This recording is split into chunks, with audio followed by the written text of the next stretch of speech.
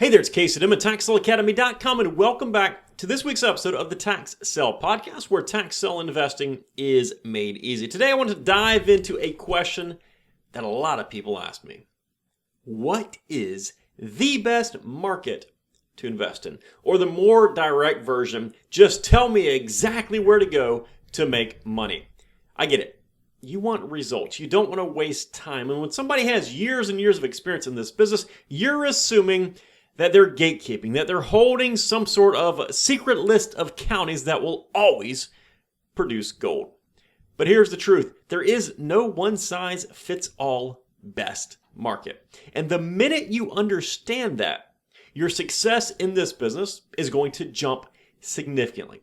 I've had people that have asked me the hypothetical question like, if you had an unlimited budget and unlimited time, where would you invest? My answer here is that I'd buy every single tax lien in the country at 1% interest. I would collect hundreds of millions of dollars every single year, and I would go and retire.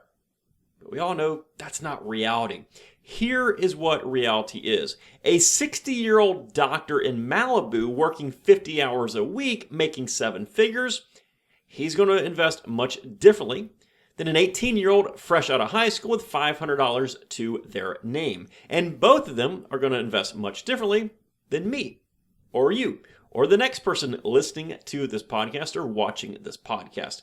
The best market for one investor might be a terrible market for somebody else. So why is that?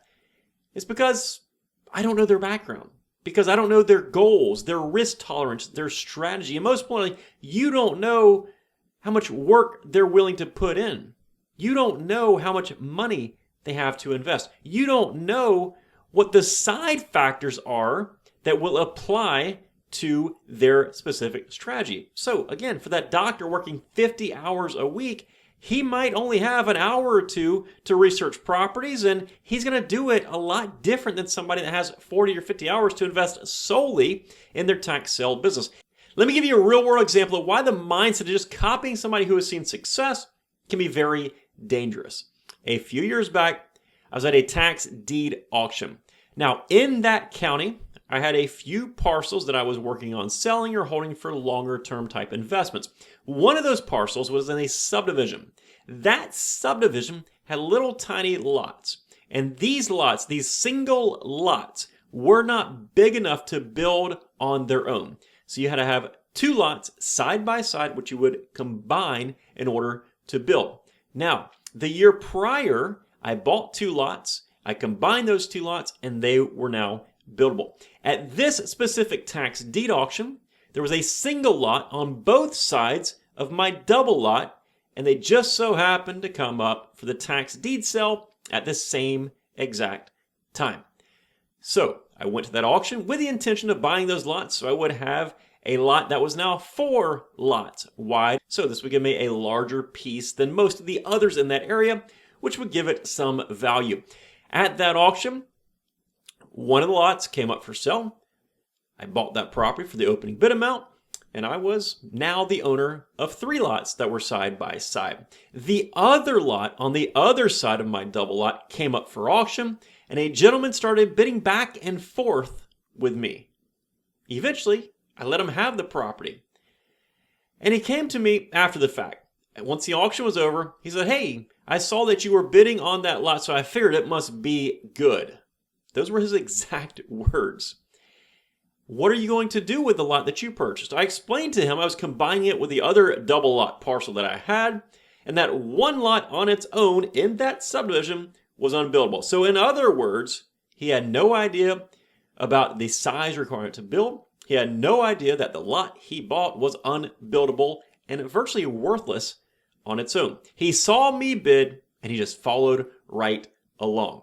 That right there is the danger of trying to copy other people's strategies, other people's markets that they invest in based on their own personal objectives. That's the danger of trying to copy other people's deals when you have no idea what they're actually thinking. So what should you do instead? Let's talk about this. Let's talk about how to find the best market for you. First off, are you a tax lien investor or a tax deed investor? These are completely different investment vehicles. Tax liens are debt instruments. you're essentially acting like the delinquent taxpayer's lender. You're paying the taxes for them and collecting interest if and when they pay those taxes off. It's a lower risk, more passive strategy, but great if you're looking for predictable returns and less work most of the time, since 95% or so of tax liens get redeemed. Tax deeds, on the other hand, are about buying the actual property once it has gone through tax foreclosure. More due diligence, more upside, more responsibility, more risk. There's a few things, there's pros and cons that you need to factor in for both types of investment vehicles. Choose a strategy that aligns with your time, your capital, your risk profile, and your goals. I got plenty of episodes comparing these two, so I'm not going to go into it in any more detail. The second thing you need to do is you need to kind of cast a wide net. A lot of new investors pick one or two markets or one or two counties and they stay there. That's all they do. If it doesn't work there, then they think the tax sale business doesn't work. Don't marry a county. Don't even marry a state. Instead, research multiple counties across multiple states and learn and watch how the dynamics will play out for you. Look for decent volumes of properties. If you have 3 properties that they sell at their tax sale auction once per year, you probably want to cross that county off your list. But if they're selling 50 properties every month, that might be somewhere you want to go. Look at types of properties. Maybe you prefer vacant land, single-family homes, whatever it is. Research that. See if they have it there. Check on auction frequency. There's some states, some counties that only have auctions once per year, which isn't bad if you do attend those auctions once per year, but obviously you want to make money the other 11 months out of the year as well, so make sure that you factor that in as well. Take into consideration opening bids. Can you afford to invest there? If you have $500 your name and every opening bid is $10,000, go somewhere else. Don't waste your time. Then finally, competition. Are properties going way over the opening bid? When you look at a tax sale auction results list, is everything selling far, far beyond the opening bid? Or are there some decent opportunities there? The next step is, of course, go back to that auction results list. This is what actually happened in past auctions. It's like a cheat sheet to find profitable properties.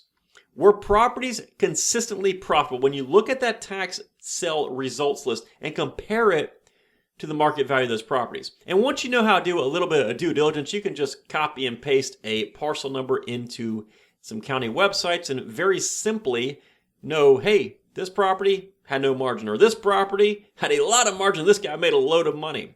Are there people there paying so much that there is no margin? Obviously, you don't want to go to those areas. And there are counties like that where the competition level is so high, people will just pay anything for these properties. It's ridiculous.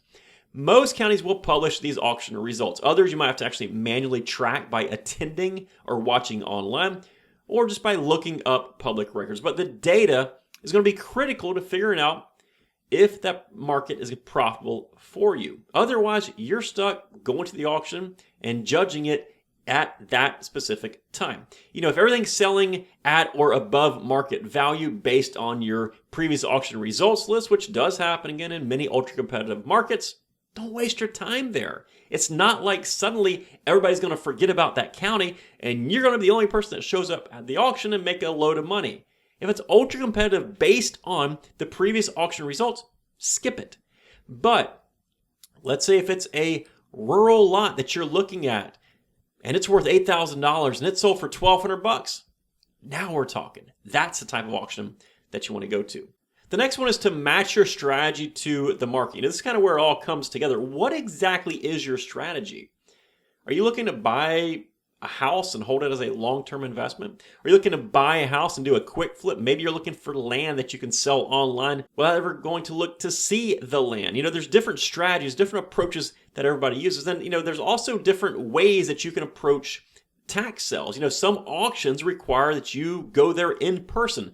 Others have online-only sales. Some will be in urban areas with very strict code enforcement officers. Others will be in the middle of nowhere. Some require more effort. Some require more time. Some require less effort. Some require less time, but more money. Whatever it is, there's different factors that you need to figure out as you're trying to determine where the best market to invest in. And all this you will start discovering as you learn about this business and doing your research. But you don't know which is best for you until you determine your strategy based off your specific goals, your specific objectives, your capital, and most importantly, a lot of times, your life factors. Everybody is different. Study the data. And then, of course, once you do figure out what you're doing, once you do figure out the markets you want to pursue, take action while tweaking the things as needed. The business is not static. Markets change. Competition changes. Things just change in the tax sale business and in any business. So here's what I recommend you doing. I've got a clickable map that's color-coded, tells you tax liens, tax deeds, redeemable deeds, and hybrid states. And it's linked below these show notes. It's completely free. I don't want any money for it or anything like that. But click around, browse through all the different states. Maybe it's a state you live in. Maybe it's a state next door. Maybe it's a state on the other side of the country. Whatever it is, click around and begin to learn about the different states. And from there, take it down to the county level. Learn about the different counties. Click around some counties. Look at their previous auction results list and start building a list of counties that you might potentially be interested in based on all the things that we've discussed. Keep notes on property types that they have there. How often are the auctions? What are the open bid amounts like? What's the margins like? What should you expect when you come back? And you might have a list that's 50, 60, 70 counties long, and over time, you'll scratch a few off, you'll add a few, and eventually you'll get down to the sweet spot of the counties that you want to invest in based on your life factors. But you should always be reviewing upcoming auctions and adjust everything based on what you see in real time at those auctions. Make this a routine. Do it every week or at least every month, not just a one-time thing, because again, everything evolves. That's how you're going to stay ahead of the game. So to wrap it up, don't fall into the trap of searching for, in quote, the best market. I'm sorry, it does not exist. Everybody's different. Every market's different. Every approach is different. Instead, search for your best market. Learn how to match your strengths, your life factors to the right strategy. Study auction behavior and past results, and stay flexible enough to shift as markets evolve. That's how you do it for the long game. Stop trying to copy what other people are doing, because again, it's like that guy at the auction that bought that single lot that it has zero value. He saw somebody else do it. He said, I should do the same thing. And he wasted a lot of money on that property. And he'll probably just go back to tax foreclosure and I'll buy it in a couple of years anyhow. But keep this in mind. There is no one best market. Everything changes, and it's based on you, not me, or anybody else. And once you do find a few counties that are working well for you, you need to start cherry picking the very best properties across them and scale from there. That is how you grow a tax sale business. You figure out what works for you, you find the best counties for you, and then you find the best properties in those counties based on your objectives. That's all I've got for today. Thank you so much for joining me on this episode of the Tax Sale Podcast. I truly hope you enjoyed it, and I truly hope it helps you out. Take care and make it a successful day. See ya.